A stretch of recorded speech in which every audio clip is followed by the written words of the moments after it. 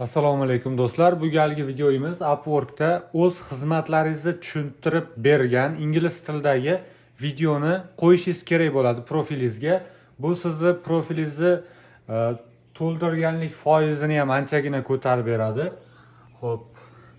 Mana bu yerda bu ya'ni ko'rib turganingizdek kecha tushuncha bergan qismida profilingizni to'ldirish qismida turadi. Hozir mana buni yopib ko'raylik. Xo'sh.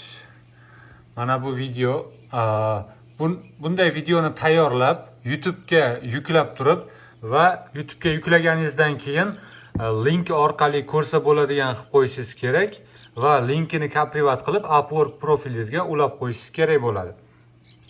Mana shundan keyin mana bunday video namoyon bo'ladi bu yerda.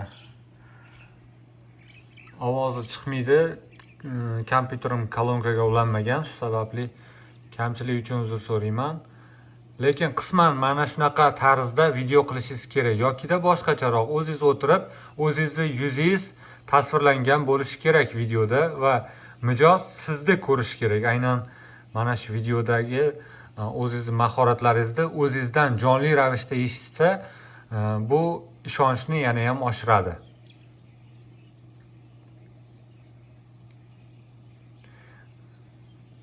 Demak, menimcha video introduction haqida ma'lumot yetarli bo'ldi deb o'ylayman. Ichiga hamma narsani qo'shib keting. Qanaqa ishlar qila olishingiz, qanaqa ishlar qilganingiz, hammasini qo'shib ketsangizgina sizda bu natija beradi.